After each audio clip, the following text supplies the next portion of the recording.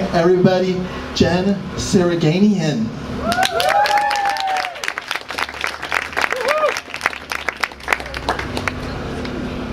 Can you hear me? Is that good? Loud. Yeah. Louder? Yeah. Louder? Good. Louder? Thank you for Litquake. Thank you for all coming out, especially early on a Saturday. My first poem, called The Omission. We knew it was bad as we spread tomato paste onto skin, into eyebrows, clumps gathering in our hair, beads of ketchup gathered and gelled like the spots on a black widow, strung from belly to back. We sprawled across Spanish tiles, a butcher knife resting on my knee, a paring knife against my sister's neck.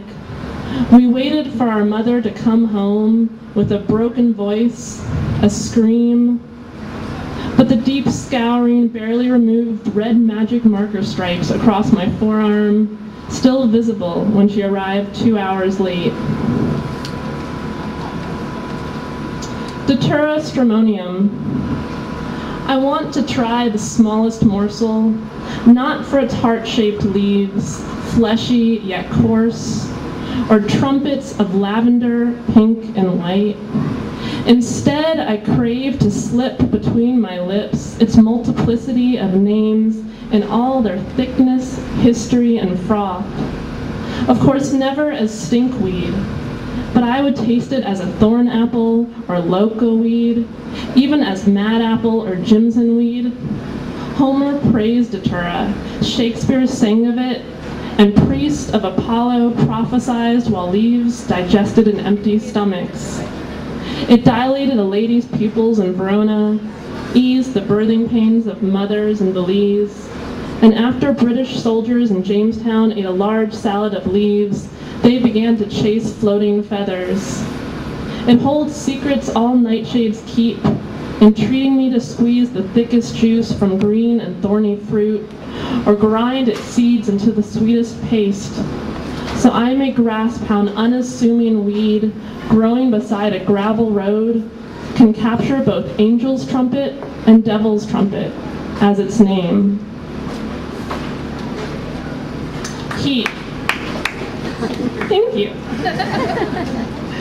Heat. After showers with our mother, we giggled at our red speckled skin, the spidery splotches webbing from shoulder to chest, our bottoms looking freshly spanked, the steam, perfect for unwrinkling blouses, she promised, lifting from dripping hair. Even as they burned, we looked forward to them, only permitted to crawl into our twin beds after we turned pink. Years later, we moved south to the two hottest states. Your city issues daily ozone warnings, and I sunburn every other week, but neither complains.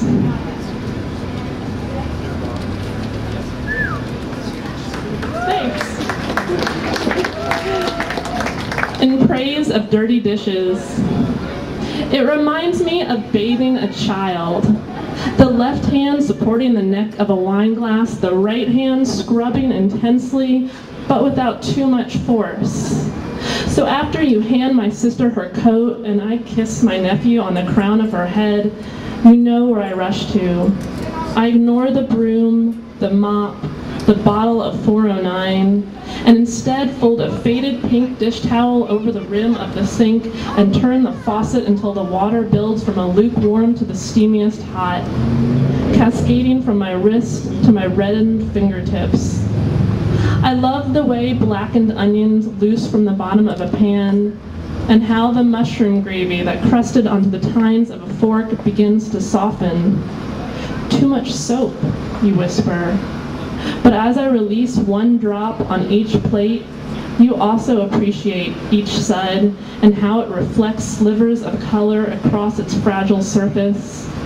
And when you stand behind me to knead my neck, I'm not surprised by how seamlessly you melt into my skin, a melting that spreads to the soup bowl, trimmed with orange flowers, still cradled in my left hand.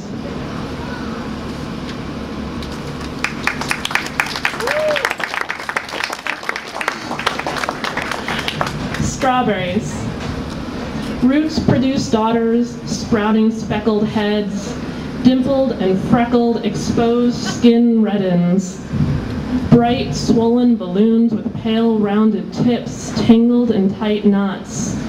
Popular preteens with perfect torsos, pink hollow cores, addicts of the sun.